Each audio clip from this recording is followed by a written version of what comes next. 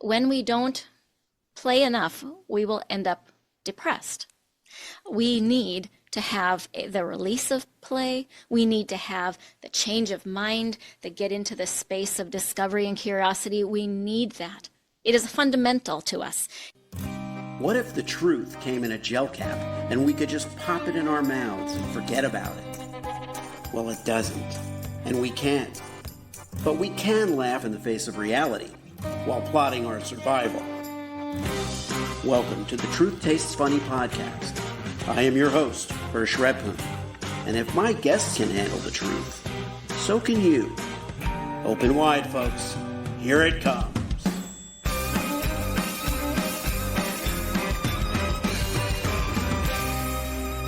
My guest today on Truth Tastes Funny is Dinalynn Rosenbush. She's a consultant and parenting coach, a speaker, a 30-year public school speech language pathologist, an international best-selling author, and creator host of the top 1.5 podcast, The Language of Play. And that's what we're going to talk about today because I feel it's so important. Dinalynn, welcome to Truth Tastes Funny.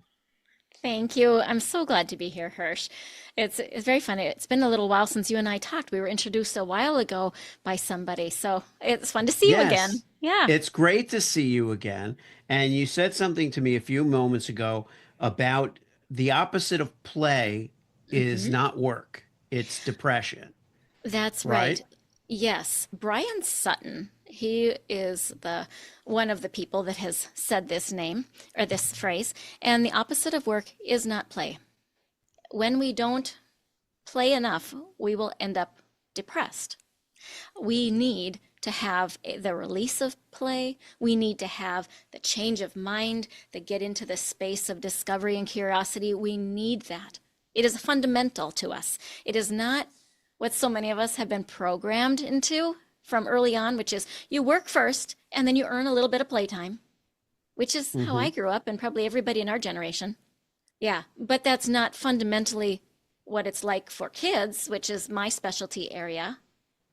But it's not also not like that for adults. And many of us adults, we need to be able to step back and say, wait a minute, I need to take a break. I need to stop working. I need to go do something different and something fun.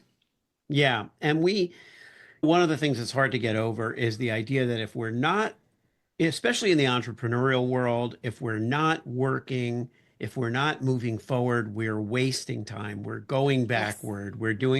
And, I had originally thought that I would have a career in the arts and maybe pursue stand-up comedy or acting or Mhm. screenwriting. And I pursued all of them and I worked in all those fields.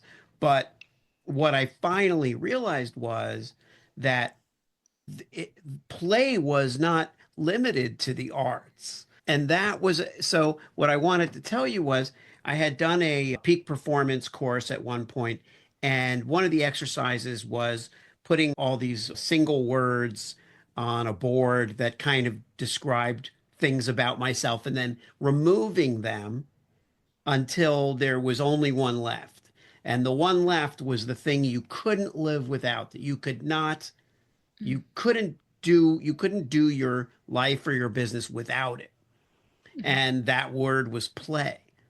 And Excellent. and it was wild. Now, how did you come to focus, number one, working with kids, and number two, having this idea of play being something you really wanted to get across to people? All right, those questions are beautiful questions. And so let's look at the first one. How I got involved working with kids was really that not so glamorous of an answer. It was that I finished college. I thought, what do I want to do? I had a teaching license. I was licensed then as a speech language pathologist to work in the school. I had just gotten married. I thought this will be good. When I have kids, I'll have time off. When they have time off, just it was very practical. Yeah. That was it. When I actually started to work with kids, I started to see them differently. I started to understand the power I had when I would play with kids. I had people say to me that when I work with the kids are making really good progress. And I knew that I was having trouble taking like data that would be rigid. And in my field, you need to take the data. And then finally, I would stop taking it every day and then take it every week, but play on the other days. but play in the area that they need to strengthen. So what I found was this free play idea could be steered. And then I started requiring parents to come in when there was little kids so I could teach parents. And I saw parents didn't really know how to do this. And I was so surprised because I thought this is normal. And so I started to teach parents about this concept of how it is that you listen to what they're thinking about so that you can interact with the kids on their mental topics in order to expand language and turn around speech patterns and all the things, which ultimately is a play mindset for the moms and dads of being curious. A Yeah. play mindset that is, I'm going to discover, I'm going to explore, I'm going to try something new, I'm going to be brave, I'm going to put on these characteristics that are going to be all exploratory, which is this play concept. And then I had another teacher say to me something that really startled me. He said, "You do so easily what so many of us are trying to do and can't." I didn't know what he was talking about. Not any idea. Yeah. And so I had to, like, he sent me a card, and then I went to his classroom and I said, "What are you talking about?" And he said, what he said was the idea of relating to kids. And I thought, well, what do I do? And this was when the little kid idea married with the, because he was a high school teacher, married with that big kid idea, and that married again with the parent idea. And I was like, this is just really having an open heart and being curious about people Yeah. and being more Yeah.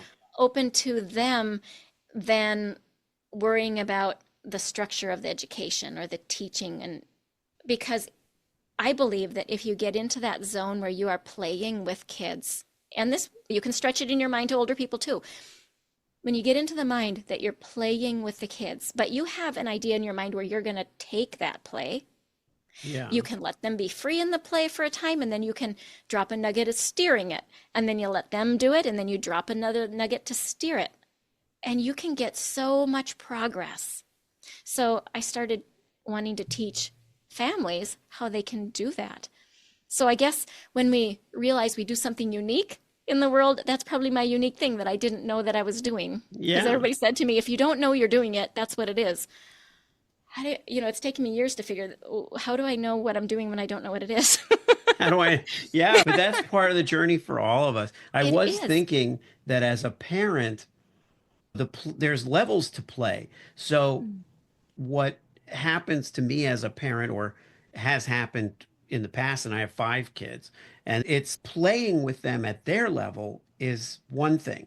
It's not like they're coming to play the way I want to play at 50 something years old. That my idea of what is amusing to me may not be Mhm. amusing to a 10-year-old or a 15-year-old or a 14. It doesn't, it's Mhm. so the engagement process. I even heard Shonda Rhimes talking about being such a busy producer and all this stuff, producing all these TV shows, and then her daughter wanting to spend time with her, and then saying, "I don't want to play. I don't want to do this stuff, but I'm going to do it anyway because my child needs it." I actually don't know if it was Shonda Rhimes. I think it was Ava DuVernay, but they work together a lot. Anyway, I retain these pieces of arcane information over years. But basically, the idea was here you have a very busy parent that's playing with the child, not for their own enjoyment, for their own But sense of then play. it's not really that authentic either. Because what I'm talking about for play really needs Yeah, to be a mutual experience, a shared mutual experience where the enjoyment is happening together because it is an engaging experience, like you're saying. And so yeah, we can jump into the world of Legos, but that's right. only one type of play. You Hmm. can, though, expect your child does something for you, maybe take out the trash, and you find that they didn't actually do it. You can engage that play mindset and have a connecting point to discover with them, why did you bring the garbage to the door and drop it, but not actually ask them? Because if you Right, ask them, then it's an accusation, isn't it? So you're going to right. say, huh, I see you brought the trash to the door and set it down. I think I want it all the way out in the garbage can outside. Can you finish that job?